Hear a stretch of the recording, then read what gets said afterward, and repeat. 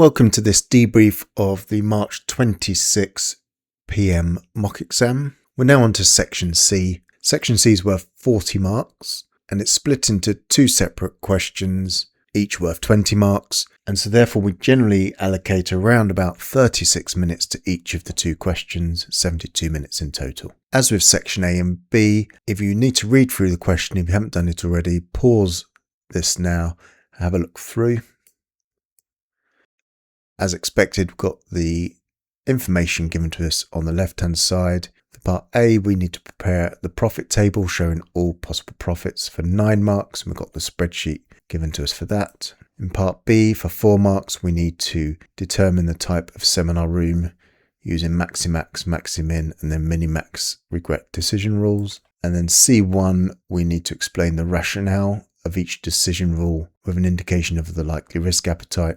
That's 6 marks. And then for 1 mark, briefly explain which they would use given these assumptions. Now with a profit table for risk and uncertainty, the recommended layout is to have some labels across the top which tell us what decisions they can make.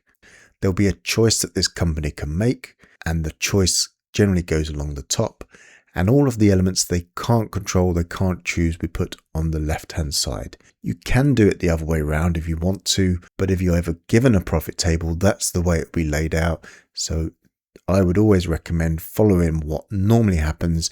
You're less likely to get confused, less likely to make a mistake. And looking through the information on the left, the decision they can make is which room they can choose to book. And we see they have to book it 4 months ahead, but they won't know who the speaker is until after they've paid for the booking, and the speaker is categorized as either tier 1, 2 or 3, depending on which speaker they end up with, and that will depict the number of participants, and therefore that will impact on these various costs and revenues, and also there's some additional costs down here depending on what type of room is rented. So the decision along the top, they can either choose to book room A for 100 seats, room B for 200, or room C for 300. And the speaker will either be tier 1, tier 2 or tier 3. And the demand, we're told that tier 1 would have 300 demand, 200 for tier 2 or 100 for tier 3. So this is the layout of our profit table. And we need to populate these boxes, which will show the profit based on if they decide to book room A and a tier 1 speaker is booked, what's the profit there, and so on. My advice is if you are given probabilities, I would put those here as well, because there can often be half a mark for labeling a profit table fully. The next stage is about populating these 9 cells. Now, when you have a relatively complicated scenario such as this, my advice is to create what I would call a feeder table to show the workings. And the reason being, we want to make sure we incorporate all of these variables and factors into our calculation. So we would create a table of workings which would have 9 rows. 1 row would lead to each of these cells. Now students often create a problem for themselves because they try to learn what goes into a feeder table and then they try and reuse that same information in other questions. And my advice is not to do that. You really need to understand what's going on and build this feeder table based on the information given. And the reason being, sometimes we need to do some calculations based on demand, sometimes we need to do it based on the decision, sometimes we need to base our calculations on the higher of those, sometimes on the lower of those, and unless you have a good understanding of what's actually going on, you might make the wrong assumption. So let's build our feeder table a row at a time and make sure we're capturing everything we need to. So we'll start with participants. We can either have 300, 200 or 100. I'm going to use the same format I've got here. And then we need to match each of those up with a room. And the room will either be the decision of A, B or C, but I'll use the numbers. And you see what I've done for this section here is going to be this column here. So 300 to 100, 200 to 100, 100 to 100. Then I need to do the same for columns rooms B and C. So now we've got our combination of participants and rooms, 1 row for each cell that we need to populate here. Then we need to work out a revenue section and a cost section and subtract one from the other to find our profit.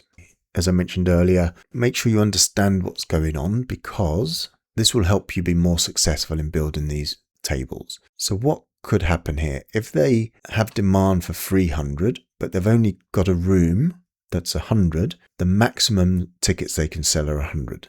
If they've got demand of 100, but they book the room for 300, the maximum tickets they could sell is also 100. And so we need some sort of column to represent that. So I'm going to say max numbers. And so the maximum number will be driven by the lower of each of these columns here. And we can use a formula for that. So equals the minimum of either of those. And then if I drag that down, you see this column now is identifying the lowest figure in each of these and putting it in here. So the minimum from here defines the maximum amount they can sell in terms of participants. In terms of the seminar fee, that's 250, and there's no variation in that. So we can now work out our revenue. So now we've got our revenues. Now we need to look at our costs. So what costs will they incur? We've got printing costs, we've got part-time staff wages, and we've got the actual cost of booking the room. So for the room, if they do a type A, it's $9,000. So if they book the 100-seat room, it's going to cost $9,000. So using the room, every time I see 100, I'm going to put a 9,000 cost in. And then for 200, it's going to cost 15,000. So you see every time I've got a 200, I've got a 15,000. And finally, when we've got a 300 room, that's 19,000. So that's the room cost. We've also now got printing cost per participant, which is 50 each. So this is minus 50. And now we need to base that on the number of participants. Well, the number of participants will be the maximum number of people that can attend. So I can be more efficient with this one and drag my formula down. And then we've now got part-time wages, which is 800 per member of staff. There are no part-time staff if type A or B is needed. If C is needed, then there's 4 part-time staff required. So C is the 300-seat room. So that's this one here. And we need 4, so it's 800 times 4. These are all 0. We don't have to waste time putting zeros in. And so our total cost is the sum of those 3 there. And our profit is this one plus this one. Because I use negatives, I didn't actually need to do my total column here. I could have just done the profit and summed each row along. I've just done this more for demonstration.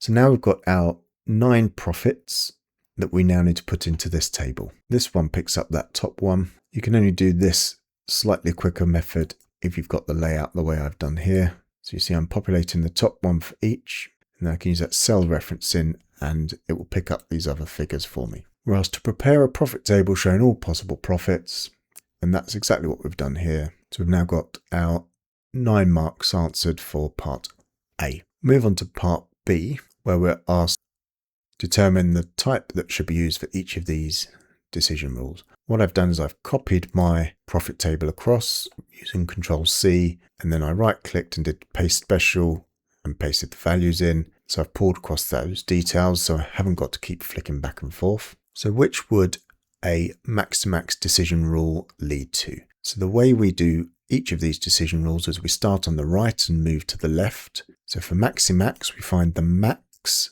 based on each decision they could make, the decision being which room they book, and then we find the max of those. So if they were to book room A, the maximum they could get is one of these, which is 11,000. If they were to book room B, the maximum they could get is 25,000. And if they were to book room C, the maximum they can get is 37,800. So which room would they book?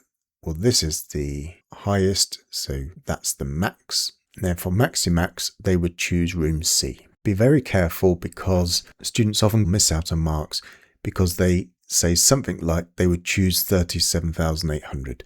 You can't choose 37,800. That's the maximum profit they could get if they chose room C. And equally, they cannot choose demand of 300. They can only choose one of these things along the top. They can choose room A, B, or C. So make sure when you're asked which type of seminar room should be reserved, you actually tell them which type of seminar room it is. So for maxi-max, they would choose room C. Let's look at maxi-min. Again, we start on the right, look for the minimum, and then we find the maximum of those. If they chose room A, the minimum is 11,000. If they choose room B, the minimum is 5,000. And if they choose room C, the minimum is the loss of 2,200. And then we look for the maximum of those, which is 11,000. So therefore, they would choose room A. This is 4 marks. I would expect a mark for each of these and 2 for the minimax regret because there's another step we have to do. So we now need to build a regret table. And so I've copied the headings from above. And for minimax regret, we first need to, again, working right to left, find the regret, which is the opportunity cost, find the maximum of those regrets, and then find the minimum of those maximums. So stage 1 is building the regret table. The way we do a regret table is we start on the left this time, and we say, if demand turned out to be 300, with the benefit of hindsight, which would they have chosen? They would have chosen to have the room of 300. And because that's the maximum profit, we set that to 0 because there's no regret if they make the maximum profit. And then we compare the maximum profit with the other options that they wouldn't have chosen. So we just find the difference between those and then the difference between those. So that's that one minus that one, and then that one minus that one. I tried to keep these positive because the regret is a positive number. It's the amount you regret. If you do it as negative, that's fine. Just make sure you're consistent because when there's a negative number, you need to make sure that we aren't missing out on that negative symbol. And then we ask the same question. If it was the case that demand turned out to be 200, which would they have chosen? Well, they would choose that one. So then this cell is the one they would choose minus that. And this cell is also the one they would choose minus that. And the same again for 3. If they had the third tier speaker, demand is 100, which would they have chosen? They would have chosen that one. So this equals the 11,000 minus the 5,000. And this equals 11,000 minus, remember I've already got a minus in there. So this is now our regret. We've done the first bit, so now we need to find the maximum regret. This time we now work from the top down. So had they chosen room A, what would be their maximum regret? And we do have this formula we can use again. It's the maximum of any of those, and we can drag that across, or you could enter it manually. We can see these are the maximum regrets for each. And then what's the minimum of those? This is the minimum. So therefore, the selection they would make is room B because that's the minimum regret. So that's part B. Now on to C1 and C2. C1, based on the scenario, what's the rationale behind each of the decision rules above? Well, there are 3 decision rules. We've got 6 marks, so we need to explain the rationale and the likely risk appetite. We need to do both of those to pick up both marks for each. And we need to do that for maximax, maximin, and minimax regret. And then we need to say which decision rule they would use if none of the speakers can give confirmation until 1 month before. So what sort of things would I be looking to write here? So I want to try and get 2 marks for maximax. So first is the rationale. So maximax aims to maximize the highest profit achievable. And now we look at the risk appetite. And so I've written 2 lines there, but that doesn't feel enough for 2 marks to me. Although I've kind of answered the question, I need to use the mark scheme to help me decide how much additional value the examiner's looking for. And 2 short sentences like that are unlikely to achieve 2 marks. So I now need to add in something that adds value in order to reassure myself that I've done enough for 2 marks. And so what I'm going to say is just talk about this match between a tier 1 speaker and high demand and being able to have capacity for that high demand. So I've now added a bit more into the first sentence. That feels like that justifies a mark. This one still feels a little bit light to me, so although it might be okay, I'm more comfortable adding a bit more in. Although what you might want to do is answer all of them, and then if you've got some spare time, come back and add in this second bit. And so with room type C, they're after this high profit, but it could be they end up with a smaller profit or even a loss. So I'm going to use that in my answer, and I've put this additional bit in. They're attracted by the high potential profit, even though there is a risk of a 2,200 loss. Now on to maximin. So for maximin, I've written maximin aims to avoid the worst outcomes. They choose the best option based on the worst case scenarios. And a risk-averse appetite would use maximin They give up the potential for highest profits in exchange for assurance that they will earn a minimum profit of 11,000. So back to the table here. If they choose A, no matter what happens, they will make $11,000. So they're giving up these potential higher profits, but they know they won't end up with these lower profit or even a loss. And on to minimax regret, I've written, this aims to minimize the opportunity lost by minimizing the regret that would be felt based on their choice. Room B means the biggest regret they would experience is minimized at 12,800. And risk-averse decision makers would use minimax regret. So again, where possible, I've tried to link back to the question that's been given and the calculation that I've got. So now we're on to C2. This is just 1 mark. Briefly explain which decision rule they should use, assuming none of the speakers can give confirmation on their availability until 1 month before. I imagine with this question there is no right or wrong. As long as you justify your decision, I expect it would be a mark scored. The only caveat being is if there was a hint in here as to what the risk appetite of this company is. Now reading through this information, I can't see anything there that suggests it's risk averse, risk neutral, or risk seeking. This is a one-off seminar, so we wouldn't choose expected value because it's not a repeated decision. So it is going to be either the maximax, maximin, minimax regret. I would probably avoid maximax if I was this company because there's a risk of this 2,200 loss. That probably isn't a good business model. I suspect your justification could be minimax regret or maximin. And as long as you build a decent justification, I'm sure that would score the mark. With maximin, the justification is they know they will make 11,000 no matter what. That's good for forecasting, budgeting, predictability. So there's a good argument of why they should use that, even though they don't know what's going to happen. Equally, you could use minimax regret, and you could then say they know they're going to get a bare minimum profit of 5,000 no matter what, but they also could make 25,000 if they can manage to get a tier 1 or tier 2 speaker. If you didn't justify it, I don't think you'd get a mark at all there. So that's the end of this section C question. Thanks for listening. Okay, on to question 34. This is the performance evaluation question. We'll look at the requirements. We first, for 8 marks, need to calculate the revised return on investment and residual income figures for both divisions to make them more suitable for use as performance measures. So these are both divisional measures, so we're very likely to have a divisional performance question given to us here. Part 2, we need to explain the rationale for our revised figures in A1 and explain why the results differ to those provided in the original, and that's for 4 marks. Then another 4 marks to discuss 2 problems, so likely 2 marks for each, if they didn't revise the way these were calculated, and then explain, this is for 4 marks, why RI is not a good basis for comparing relative performance of different businesses and for making investment decisions, and then suggest one method that might be better for making investment decisions. So that's probably going to be 3 marks for the first bit and 1 mark for the suggestion. It could be 2 and 2, but looking at what's being asked, I think it's more likely to be 3 and 1. So as always, do have a read of this. Make sure you've had a read through this, and then I'll scroll down so you can see the bottom bit. So pause and read the top bit now. And here's the second part of the table and the question. And hopefully you've had a chance to read that. Just want to point out this comment at the bottom. We often see this where a member of the organisation has made some sort of comment or expressed an opinion. Do not assume that this is correct. If they have said something that is not correct, is not true, or is not appropriate, your role would be to mention that in a kind and considerate and polite way.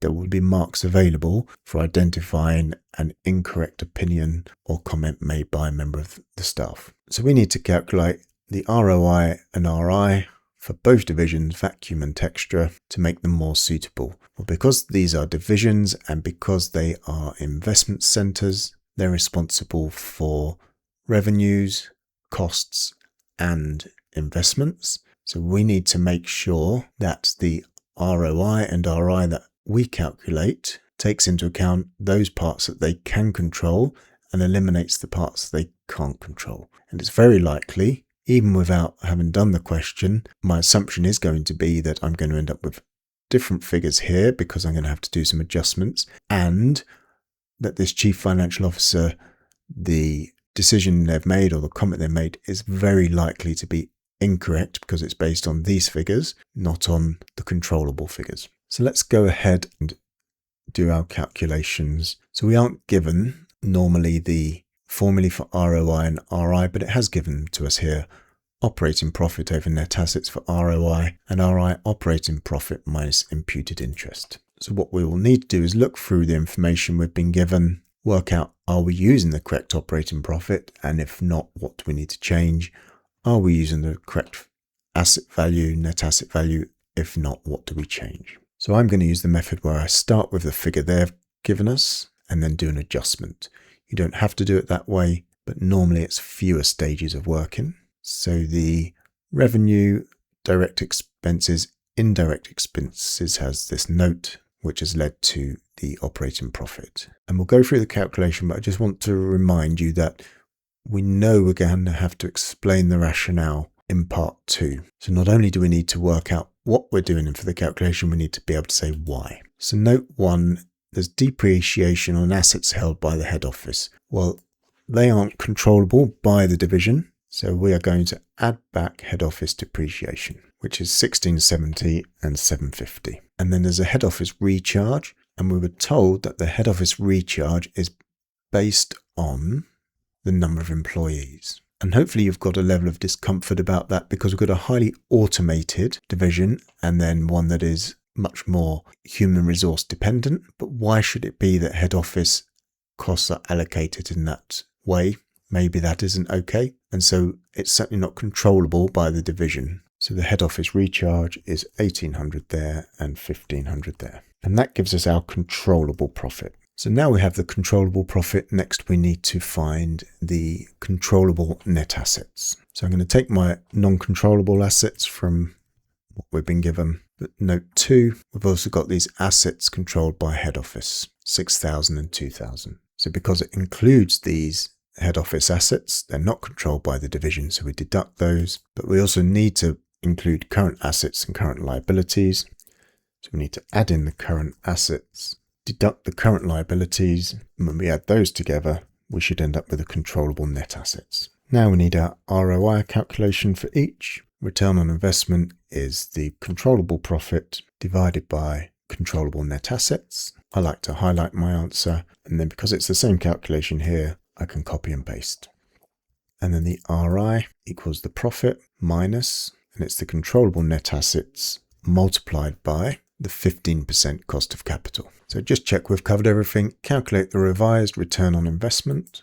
We've done that for both. And residual income for both divisions to make them more suitable performance measures. Now, just as a side note, if you look at the model answer, you'll see we've got a different answer for this division. And the reason being the head office recharge of 750 that I added back, which is the figure here. In the model answer, they've done 650, which I guess is just a typo. What we should now see is a difference to what was given here. So we now actually have division texture has performed better than division vacuum, which goes against what the Chief Financial Officer has said in their comment here. So now we need to explain our rationale in A1 and why the results differ. I always recommend that we use subheadings. First, it's a better layout, it's a better presentation. But secondly, by capturing those two subheadings now, I won't make the mistake that lots of students do, answer part of the question and miss out the other part. So we've got 4 marks, so it may be that there's 2 marks allocated for each. So I've got some answers for each. The rationale for changes. Managers should only be accountable for controllable costs. Make sure you mention controllability in these sorts of questions. The examiner really needs to know that we know this is an important principle when it comes to divisional performance. Talked about the head office recharge and that it's an allocation of head office costs. And if divisional managers are not able to control how head office performs, then we add that back in order to find controllable profit. And similarly, depreciation is on assets controlled by head office, and for the same reason it should be added back. That might count as 1 mark because it's quite repetitive, that bit, and maybe in hindsight I could have mentioned both in the opening sentence, given that I was separately going to talk about the value of the assets controlled by head office here, and that we need to deduct those because again what we want to do is see how these managers have performed, and when it comes to assets and we're doing ROI RI calculations, we want to see how they've used the assets under their control, not the ones that are not. Why results differ. So I've talked about both divisions first, that both improve with these adjustments. And I've just talked about this is because of how we calculate ROI and RI. If we increase the profit or decrease the asset figure, both will improve. And here we've done both. We've actually increased the profitability when it's controllable and we've decreased the asset base. And then I've talked about the difference seen in texture versus vacuum from where it was to what it is now. So it's a much bigger increase. If I say the same sort of thing again, I'm not going to get additional marks. So I've said a more significant improvement seen in texture than vacuum. And now I'm going to say why. And it's because the recharge is based on employee numbers and texture has a higher proportion of employees relative to revenue than the more automated vacuum division. So I'm happy there. I've put enough detail in for 4 marks. So now we need to discuss the 2 problems that might arise. So just recap this bottom sentence here. So I've made these 2 headings, reward and motivation, and then proposed expansion of texture. So for reward and motivation, I'm starting with the original calculations were unfair and would result in the manager and employees of texture not achieving a bonus for factors that are beyond their control. When calculation is done the correct way, they outperformed vacuum on an ROI basis and will now achieve their bonus. And the bonus is awarded if they beat the 15% target. That doesn't feel quite enough for 2 marks, so I want to do a bit more. That's definitely a mark, but it doesn't feel quite right for the second mark. But I haven't really spoken much about motivation in what I've written. This is more about fairness. So not receiving the bonus coupled with this unfair criticism from the CFO is likely to demotivate them. That may be enough, although I always think it's nice to say how motivation impacts on performance. So demotivated teams perform less well than motivated ones, and that would adversely affect the group. Now we're going to talk about the proposed expansion. So on the expansion, I've tried my best to avoid repetition, and it's quite difficult in this question. So the decision to not expand is the wrong decision for both the division and the group. Again, this is because it's based on an incorrect set of calculations. And what I've done is tried to think about it from a different stakeholder viewpoint. And although it might be okay if I repeat myself here, if I can think of an alternative, I think that's a better quality answer. So now I've looked at providers of capital will be unhappy if a division that has actually performed well is prevented from planned expansion in this way is likely to harm their confidence in continuing to provide capital. Okay, so for our final 4 marks, why is it not a good basis for comparing businesses when they're different, and what might be a better method? So here I've got 3 headings now. The critique for comparing businesses when they're different, the critique for investment decisions, and then better method for investments. If I did 1 decent comment under each, then that's 3 of the 4 marks. It's not clear where the 4th mark can come from. I think I said earlier that I think it's more likely to be under one of these 2 given the way the question's laid out. So I've now got 1 answer under each. For the comparison of different businesses, I've written would expect different businesses to perform differently, and I've given an example. This could be due to the size of their asset base. A larger asset base should lead to a larger profit. RI as an absolute measure therefore cannot be used to compare businesses of different sizes. And for investments, RI is based on profit, which is a short-term measure, for example annually. If it's used for investment decisions, it could prevent viable long-term investments being pursued as a result. And the better method for investments, as investments tend to span longer periods of time, net present value is a better methodology as it takes into account the time value of cash flows. So that's probably 3 of the 4 marks available here. Where am I going to get my 4th mark? And then in terms of my 4th point, I've put it in with this comparison. Due to depreciation, asset base is likely lower if the assets are older. That's because there's more years when the depreciation has been applied. If RI is used to compare businesses with different aged assets, it will unfairly favour the one with the older assets because it's got a smaller asset base on which that imputed interest is being calculated. So that's the end of this section C question. Thanks for listening.